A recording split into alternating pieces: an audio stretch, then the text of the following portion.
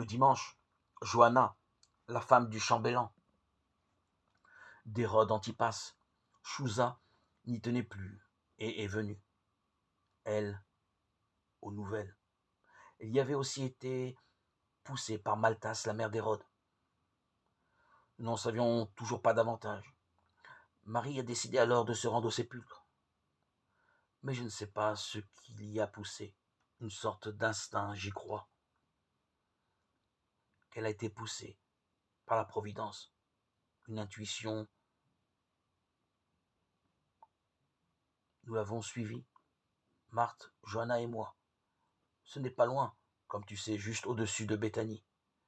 Mais j'étais le seul à avoir vu l'emplacement du sépulcre. Et je ne l'avais vu que la nuit, à la lueur des torches. Et quand nous sommes arrivés au cimetière, je ne savais plus où c'était. Marie m'a demandé, tu dis que c'était un tombeau neuf? Nous allons demander au gardien du cimetière. Le gardien nous a indiqué le tombeau et quand nous avons enfin repéré le sépulcre, Marie a poussé un cri terrifiant. J'ai cru qu'elle était de nouveau.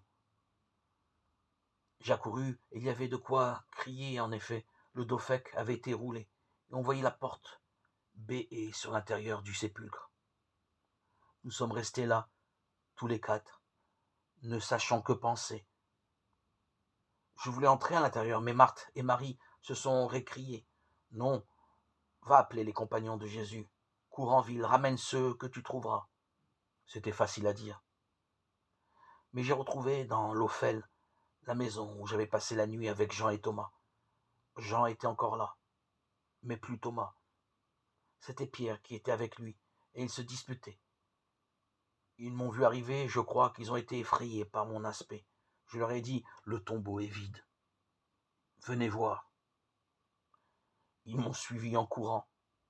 Nous étions parvenus sur les lieux une demi-heure plus tard.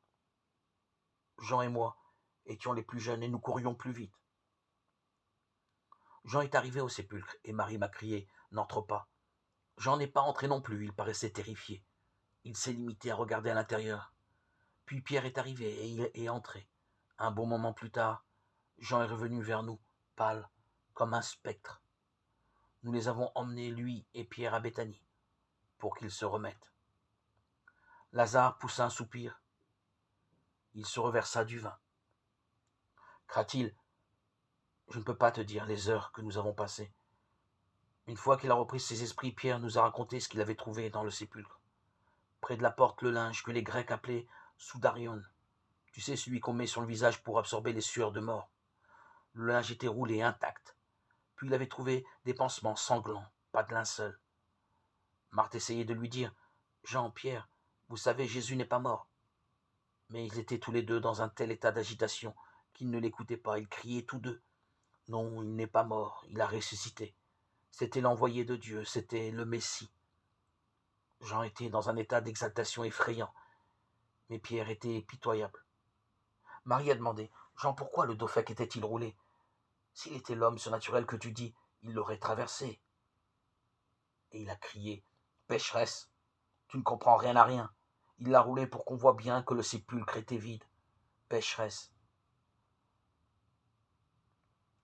Jean. Bref, lui et Pierre sont repartis pour Jérusalem, sans même nous accorder un dernier regard. Lazare resta un moment silencieux, accablé. Et ensuite, Johanna est rentrée chez elle avec ses domestiques. Nous sommes restés tous les trois, Marthe, Marie et moi, nous demandant comment retrouver Joseph ou Nicodème.